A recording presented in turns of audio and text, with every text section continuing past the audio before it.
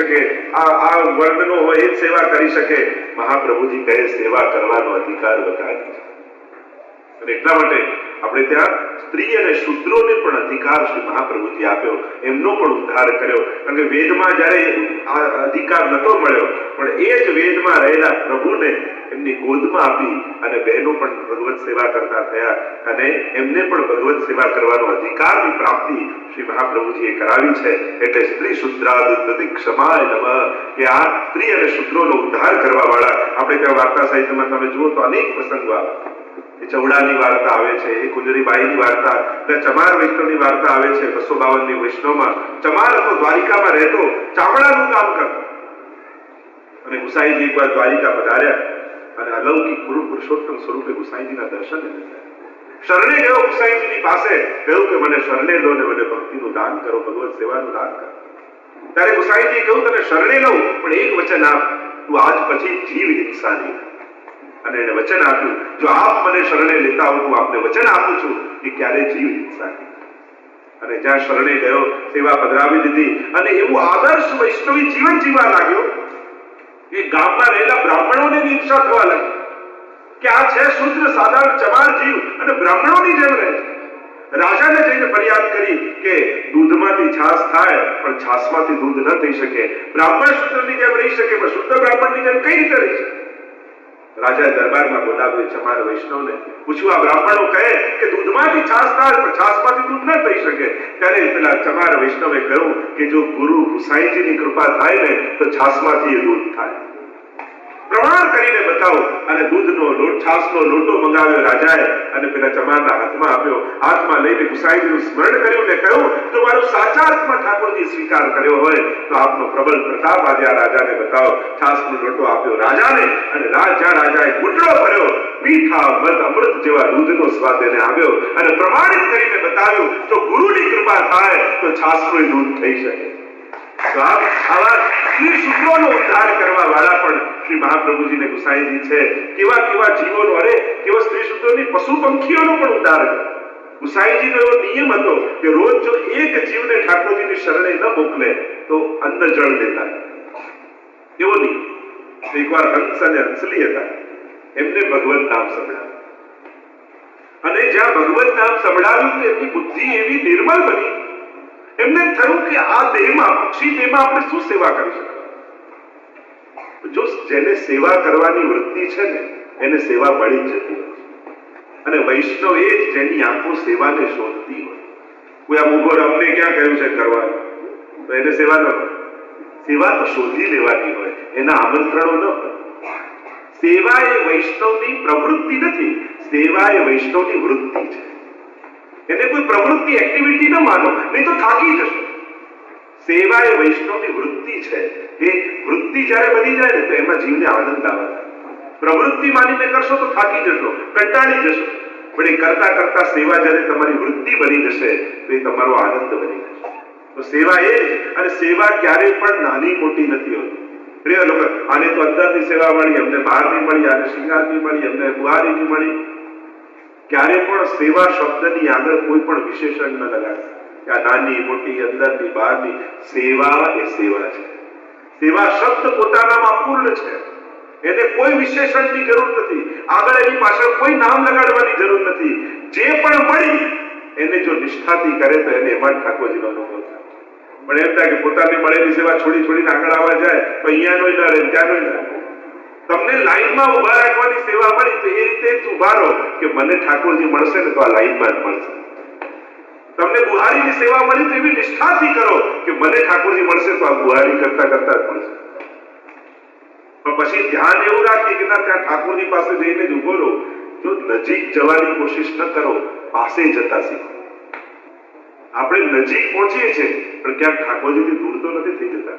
નિકટતા મેળવાય અને નિકટ વ્યક્તિ દૂર ઉભા પણ થઈ શકે છે. છેલ્લે ઉભેલો વ્યક્તિ એમ થાય કે હમણાં બહુ ભીડ છે ને હું આગળ જઈશ તો વૈષ્ણવને દર્શન નહીં થાય અને છાનો માનો પાછળ જઈને ઉભો રહી જાય તો એ દિવસે બીજાની આંખમાં ઠાકોરજી તમને જોશે. જ્યારે પ્રસાદ લેવાનો વારો આવે ને એમ લાગે ખૂટે એવું છે, ત્યારે ખાલી થાળી લઈને અને પાછળ જતો રહે બીજાને લેવડાવી દે, એ દિવસે સાચો પ્રસાદ લીધો કહેવાય. આ વૃત્તિ જ્યારે શીખી જશો ને બીજા 4 ને ધક્કો મારીને આગળ પહોંચ્યા, કદાચ આગળ આવી ગયા પણ પાસે ન પહોંચી શક્યા. તમે ઠાકોરજીથી બહુ દૂર થઈ ગયા. પુષ્ટિ માર્ગના ગણિત બધા ઊંધા છે. અહીંયા ઠાકોરજી કૃપા છેલ્લેથી કરવાની શરૂઆત કરી. અને એટલા માટે બેઠકથી ભાઈ જારીજી પરવાજી ધક્કો મારીને પહેલા ભરી આવીએ તો એનાથી થોડી આપણે તો હાથ લગાવવાનો ક્રમ છે. અને હાથ લગાવવાથી શું થાય કે ચલો મારામાં તો આ અધિકાર લાયકાત નથી કે મારી જારીજી આરોગ્ય, પણ કદાચ આ વૈષ્ણવની કાનીથી, કદાચ આ વૈષ્ણવની કાનીથી, કદાચ કોઈ એ આખી લાઈનમાં કોઈ ભગવતી ઉભો હોય અને એની કાનીથી મારી પણ કણિકા મહાપ્રભુજી આવી. આપણે ત્યાં તો કાનીનો માર્ગ છે, આડીનો માર્ગ છે. આ વૃત્તિ વૈષ્ણવી વૃત્તિ, હું કરી લઉં, હું ધરી લઉં, હું ભરી લઉં, એ પુષ્ટિ માર્ગ નથી. પણ કોના થકી, કોની આડીથી, ક્યાં જઈને તમે સેવા કરી, સેવા કરવાની વૃત્તિ ચાલતી હતી કે નહીં? પ્રવૃત્તિ તો હતી સેવાની, પણ વૃત્તિ ઘણીવાર પ્રવૃત્તિમાં એટલા બધા મશગુલ થઈ જઈએ છે કે સેવાની વૃત્તિ હટી જતી હોય છે. અને જ્યારે એ હટી જતી હોય છે ત્યારે સેવામાં પણ દોષ કરી નાખો. એટલે આ વસ્તુ શીખી લો. આપણે તો વાર્તા નથી આવતું પેલા શેઠજી સેવા કરતા હતા ને પેલું થયું કે આ મોચીની દુકાને જોડા સીવા આપ્યા છે, નથી પાછા નથી આપી. અને પેલી બુહારી કરતી હતી બહાર બહુ, અને એટલામાં મહેમાન આવ્યા, પૂછ્યું શેઠજી ઘરમાં છે કે ના ના એ તો મોચીની દુકાને જોડા લેવા ગયા. અને પેલા સસરાજી ઉમો પાડતા પાડતા બહાર આવ્યા, અરે સેવામાં બેઠો છું આવું કેમ કે છે? ક્ષમા કરજો, બેઠા તો હતા પણ મન તો મોચીની દુકાને છે. તો કદાચ શરીરથી ભલે દૂર હો તો તમે મનથી નિકટ હોઈ શકો છો. કદાચ 4 જણા ઠાકોરજી પાસે ઉભા હોય, તમે છેલ્લે ઉભા ઉભા આંખોમાં આંસુ લઈને દર્શન કરતા હો ત્યારે ઠાકોરજી કૂદકો મારીને તમારી પાસે આવી જતા હોય. આ પુષ્ટિ માર્ગી વૃત્તિ, પુષ્ટિ માર્ગી વૈષ્ણવી વૃત્તિ જ્યારે શીખશો કે જ્યારે લાભ આપીને લેવાની જ્યાં વૃત્તિ છે ત્યાં જ વૈષ્ણવતા છે. લાભ લેવાની વૃત્તિ એ વૈષ્ણવતા નથી, લાભ આપવાની વૃત્તિ. એટલે કે પ્રભુને ધરીને લઈએ પ્રસાદ, પણ પ્રભુને ધરેલું બધાને વાટીએ વૈષ્ણવને, અને પછી જે બચે એ લઈએ એ મહાપ્રસાદ કહેવાય. એટલે વૈષ્ણવ પુષ્ટિ માર્ગમાં પ્રસાદ નથી, મહાપ્રસાદ. જ્યારે બધાને આપો અને કદાચ એ દિવસે તમે ભૂખ્યા રહ્યા તો સાચા અર્થમાં મા ઠાકોરજીનો પ્રસાદ તમે લીધો. આ વૈષ્ણવી વૃત્તિ છે. અને એ વૃત્તિ જ્યારે જીવનમાં આવશે તો સાચા વૈષ્ણવ બનીને જ્યારે સેવા કરશો તો સેવા એ વૈષ્ણવની પ્રવૃત્તિ નથી, સેવા એ વૈષ્ણવની વૃત્તિનું નામ છે. તો અહીંયા હંસ અને હંસીને એમ થયું કે આ બેથી અમે શું સેવા કરી શકવા? અને ત્યારે થયું, હંસીએ કહ્યું કે આપણે બીજું તો કંઈ ન કરી શકીએ, પણ આ રોજ વૈષ્ણવ ઠાકોરજીની સેવા માટે અપરસ કરવા નદીમાં અને એમાં સ્નાન કરીને નીકળે છે તો બીજું તો આપણાથી કંઈ ન થાય આ દેહમાં. પણ ચલને આવો નિયમ લઈએ કે જે સેવા માટે સ્નાન કરવા આવે વૈષ્ણવ અને અહીંયાથી ચાલીને જાય અને એના પગલી પડી હોય રેતી પર, તો જે સેવા માટે નાવા આવ્યો છે એના ચરણોમાં અડોટીને એની ધૂળમાં, તો આપણી રંચક સેવા ત્યાં પહોંચી. અને એવો નિયમ બનાવી દીધો, જે વૈષ્ણવ અપરસ કરીને નીકળે એની પગલીઓ પડી હોય પગલી, અને એમાં હંસ અને હંસી આવીને આળો. રોજ એક શિકારી એમને જોતો અને એને મારવા માટે ઘણીવાર પ્રયાસ કરેલા, પણ એ હંસંસી હાથમાં ના આવતા. એને જોયું ઘણા દિવસ સુધી કે કરે છે શું, અને જોયું તો કોઈ વૈષ્ણવ આવે એના પગમાં અડોટવા. એને નિયુક્તિ કરી, બીજા દિવસે ધોતી બંડી માથે તિલક કરી અને થયું કે હું નાવા જઈશ, મને વૈષ્ણવ માનશે અને મારા પગમાં અડોટવા આવશે તો બંનેને પકડી.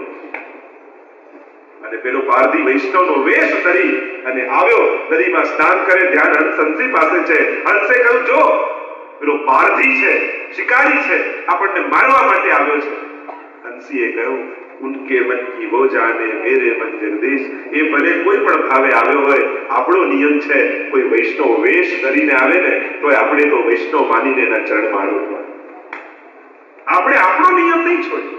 આપણી તકલીફ શું થાય, સામેવાળો જેવો થઈને આવે ને આપણે એવા થઈ ગયું. હવે એ આપણા જેવો નથી થતો તો આપણે એના જેવો શા માટે થઈ? પેલો ક્રોધી થઈને આવે તો આપણે ક્રોધી થઈ ગયું, એ લોભ કરીને આવે તો આપણે લોભી થઈ ગયું. તો જેવા સાથે તેવા નહીં થવાનું, જેવા સાથે જેવા છીએ એવા રહેવાનું. આપણે આપણો સ્વભાવ કેમ બદલીએ? અને આપણો રિમોટ તો ઓલવેઝ સામેવાળાના હાથમાં જ હોય. એ ક્રોધનું બટન દબાવે, 2 અપશબ્દ બોલે, આપણે તો ક્રોધનું પિક્ચર દેખાવાનું. એ ગુણગાન બે કરે ને આપણી અંદર ખુશીનું પિક્ચર દેખાવે. જ્યાં સુધી આપણું રિમોટ કંટ્રોલ સામેવાળાના હાથમાં રહેશે ત્યાં સુધી આપણે આપણી જાતને સુખી કેમ કરીશું? કારણ કે આજે આખો દિવસ આપણો કેવો જશે એ ડિપેન્ડ આપણા ઉપર નથી રાખતું, કેવા લોકો મળશે એના ઉપર. અને આપણો આખો દિવસ કેવો જશે એ આપણા પર હોતું નથી. આપણી લાઈફ આપણે નક્કી કરી એમ નથી હોતું.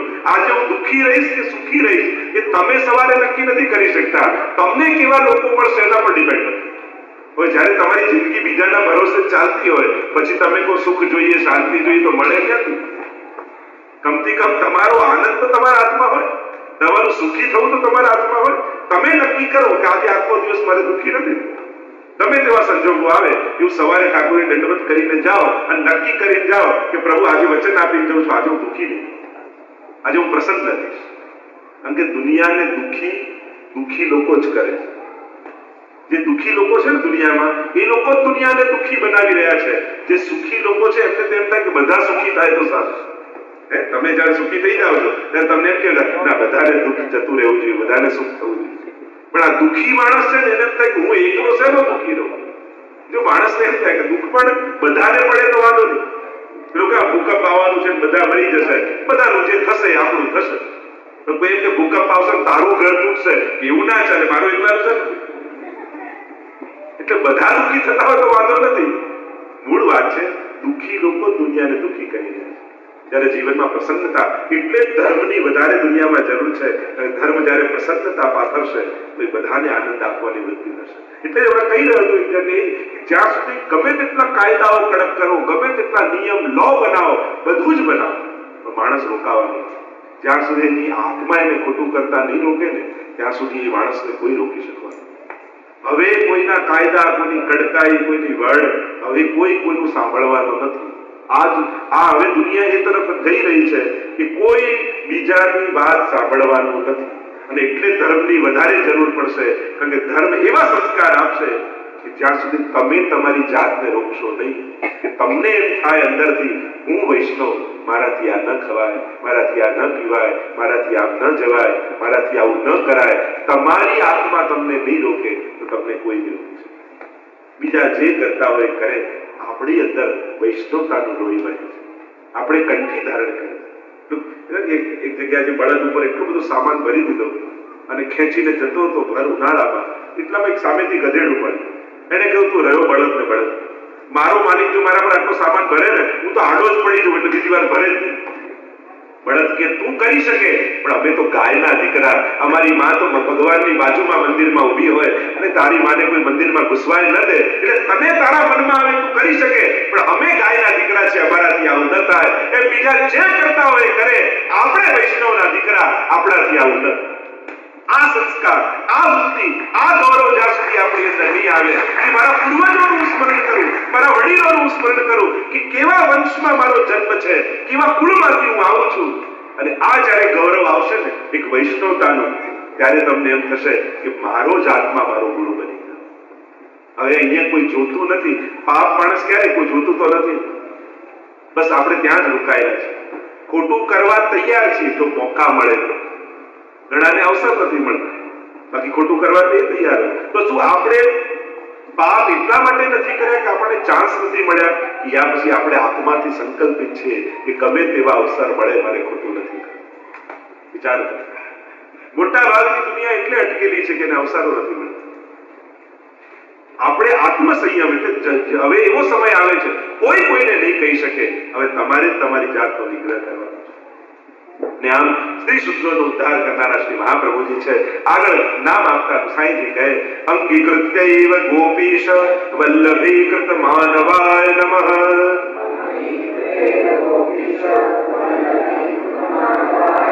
અંગીકૃત્યૈવ ગોપીશ વલ્લભીકૃત માનવાય નમઃ.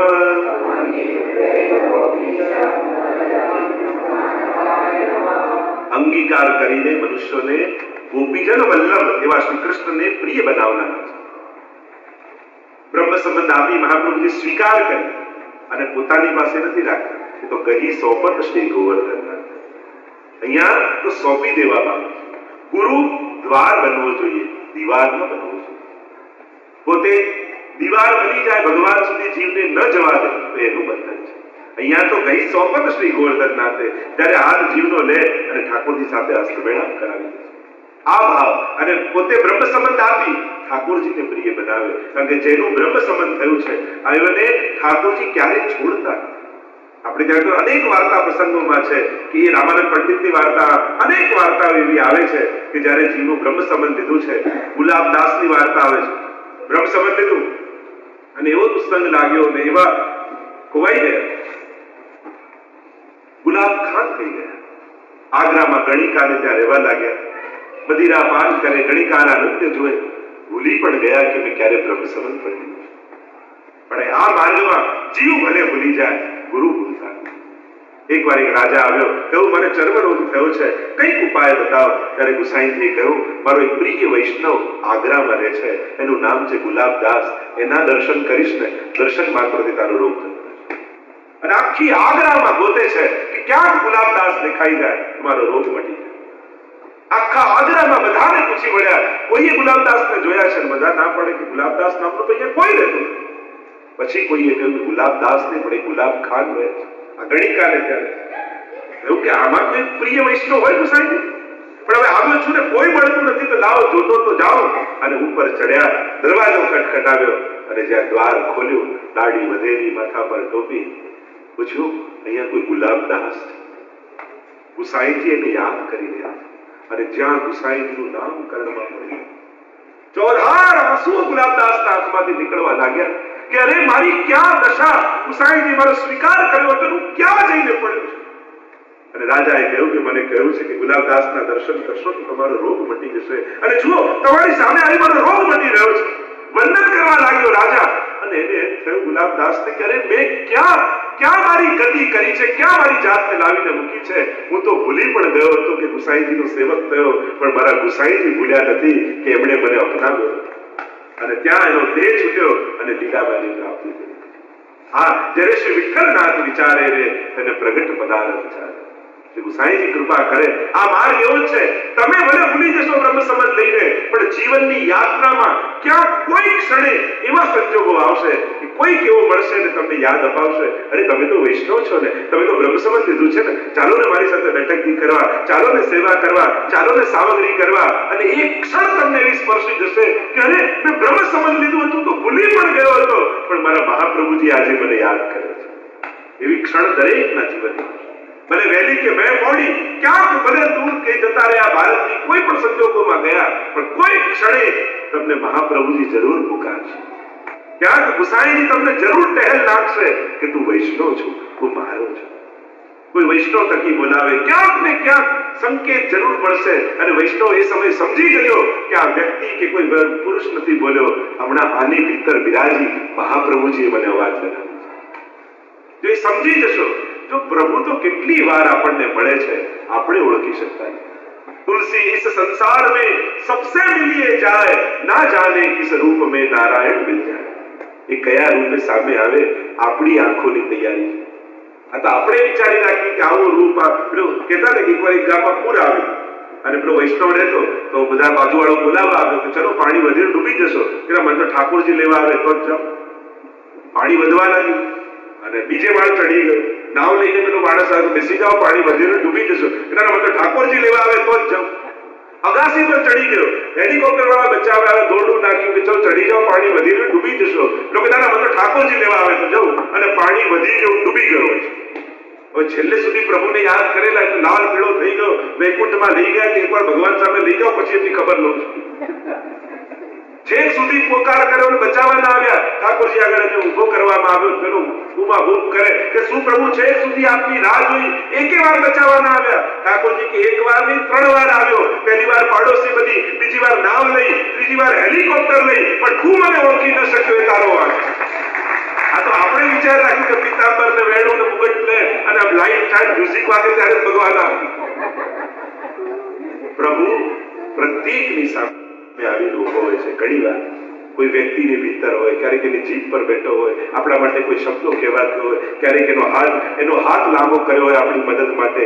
આપણી તૈયારી જોઈએ કે ઓળખી જઈએ કે હમણાં આ હાથ આનો નહીં, ભગવાનનો છે. હમણાં પેલો વ્યક્તિ જે મારા માટે દોડી રહ્યો છે, એ દોડતા પગમાં મારા ઠાકોરજી છે. આપણી તૈયારી જોઈએ. એ તો આવતો જ હોય છે સામે, અને એને દેખાવાની આદત નથી, એટલે આપણને એમ થાય કે નથી, પણ એ કેટલી રૂપે આપણી સામે હોય છે. સત્સંગ જયારે માણસ કરે ને, ત્યારે એ સમજણ અને આંખો એને મળે કે સામે આવેલા ભગવાનને ઓળખી શકે. આ સત્સંગ એટલે કે અજ્ઞાન છે, જ્ઞાનાંજન શલાકયા. આ જ્ઞાનનું અંજન શું છે કે તમે તમારી આંખે ભગવાનને ઓળખી જાઓ. એ જ્ઞાનનું અંજન ગુરુ આંખે છે. એ આજે પછી દેખાવા લાગે કે હવે તો મારો ઠાકોરજી जित देखूं तित श्याममयी है, श्याम यमुना श्याम गोवर्धन श्याम गगन ગગન ઘટા છઈ है। પછી તો ગોપીઓની જેમ થાય, જ્યાં જોઉં ત્યાં મને ઠાકોરજી દેખાય, એના વર્ણાદી રૂપ મારી આંખે અંજાય, જ્યાં જોઉં ત્યાં મને શ્રીજી દેખાય। આ વાત તો અહીંયા અંગીકાર દ્વારા બ્રહ્મ સંબંધ દ્વારા જીવને પ્રભુ સાથે જોડનારા મહાપ્રભુજી છે અને એવો સંબંધ જોડી દે છે કે જીવની ચિંતા ભગવાન પોતે કરે।